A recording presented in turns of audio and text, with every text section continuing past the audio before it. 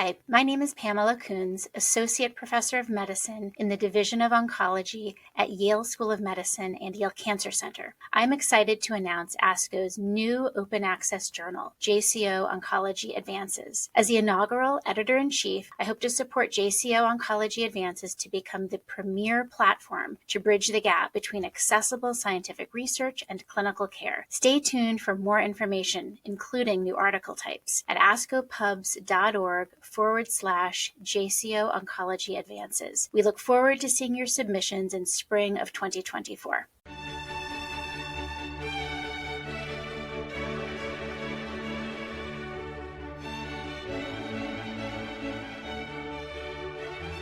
This JCO podcast provides observations and commentary on the JCO article, a meta-analysis of cognitive functioning in breast cancer survivors previously treated with standard dose chemotherapy by Heather S.L. Jim et al.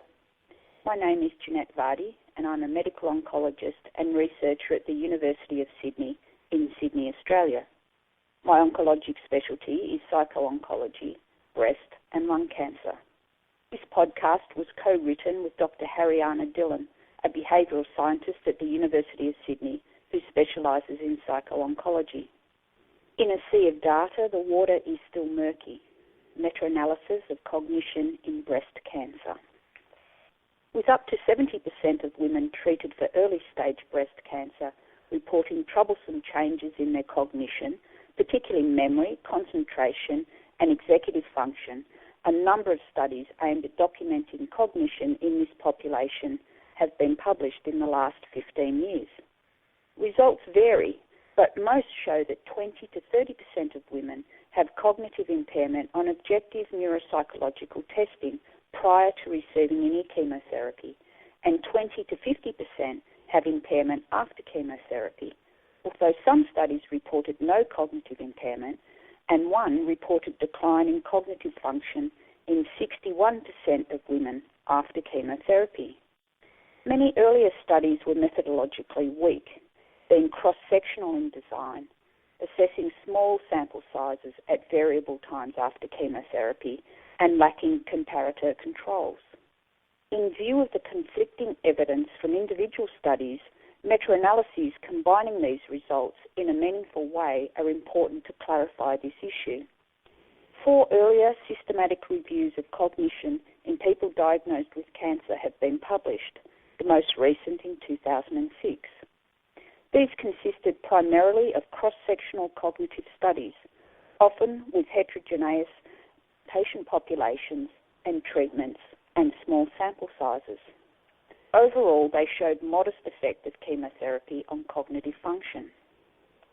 Jim and colleagues conducted their meta-analysis according to the PRIMSA guideline, a quality standard guiding the methodology of meta-analyses and systematic reviews. The inclusion criteria for studies included original objective neuropsychological assessments, excluding screening measures, breast cancer subjects who completed standard dose chemotherapy regimens, such as CMF or docetaxel, 6 or more months previously, and a relevant comparator group. Their search generated 2,751 abstracts, of which 17 met all criteria and had sufficient data to calculate effect sizes. The 17 trials comprised a variety of designs and comparator groups. 4 were longitudinal comparisons of women who received chemotherapy, with each person acting as her own control. 6 compared women who received chemotherapy to those receiving local or endocrine treatment at one time point only, and another 2 compared these groups longitudinally. 3 compared women who received chemotherapy to non-cancer controls at one time point, and 2 compared longitudinal changes in chemotherapy patients to both local or endocrine and non-cancer controls. 8 of the 17 studies had longitudinal comparisons, and 13 included a control group. The analysis included 807 women treated with chemotherapy for breast cancer, 391 treated with local or endocrine therapy, and 291 without cancer. Effect sizes were calculated from data comparing between subject differences at the final measurement point, that is post-chemotherapy versus controls, or within subject comparisons of change from baseline to the last assessment. This approach may miss larger treatment effects if they occur earlier in the treatment and disease trajectory. The participants had a mean age of 52.3 years and a mean of 13.9 years of education. While the mean time since chemotherapy was 2.9 years, some subjects were almost 17 years after chemotherapy. The neuropsychological tests varied between the studies, but each test was assigned to one of 8 cognitive domains. Overall performance of chemotherapy subjects was significantly worse, although the weighted average effect sizes were small. Verbal ability had an effect size of negative 0.19 with a p-value of 0.002 and visuospatial ability negative 0.27, the p-value of 0.006. Subjects treated with chemotherapy had impaired verbal ability compared with non-cancer control groups, but there was no difference compared to subjects receiving local or endocrine therapy, suggesting the impact on verbal ability may be due to cancer rather than chemotherapy. Chemotherapy subjects also had impaired visuospatial ability compared to a non-chemotherapy control group, although many women also received hormone therapies, 55%, and or radiotherapy, 61%. Subjects receiving local treatment performed better in this domain than the non-cancer control subjects. We are not sure why, but it may be due to different practice effects between groups in the longitudinal studies. A practice effect is an apparent change over time associated with familiarity with the assessment rather than true improvement. There was a non-significant trend toward poorer executive functioning in the chemotherapy group, an effect size of negative 0.12 with a p-value of 0.52. The meta-analysis shows no moderation of cognitive effect by age and education, although this may be because age and education are generally accounted for in scoring of neuropsychological tests. While standardized neuropsychological tests were used, the tests were not the same across studies. This highlights the need for a core battery of neuropsychological tests to facilitate comparison across studies, as recommended by the International Cognition and Cancer Task Force. In summary, the current meta-analysis suggests that there is a small risk of cognitive deficit after chemotherapy for women treated for early breast cancer with impairment in verbal ability compared to non-cancer controls and visuospatial ability compared with cancer patients not receiving chemotherapy. There was also a non-significant trend to poorer executive function. The effect sizes reported are smaller than those found previously. This is most likely due to the increased number of longitudinal studies included, where smaller impairments are found after accounting for pre-chemotherapy cognitive function, increased use of control groups for comparison, and possibly changes in chemotherapy regimens with less use of CMF.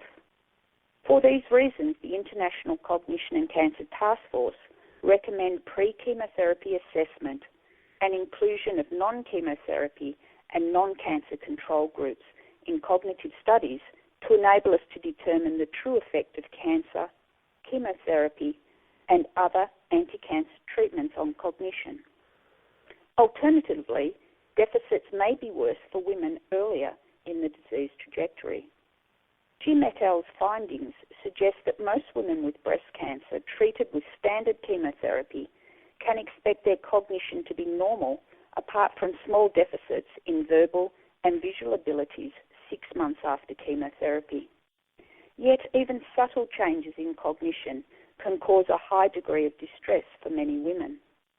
Further, the use of group means may hide large changes in cognitive function in a small subgroup of people.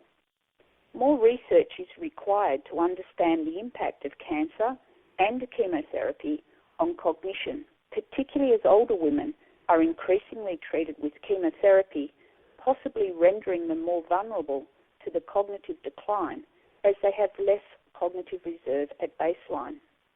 Meta-analyses help to integrate and interpret disparate data across studies, but are limited by the quality of those studies.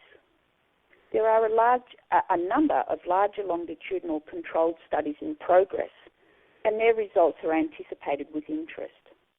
Future meta-analyses incorporating these studies may bring us closer to understanding the true impact of cancer and its treatments on cognition.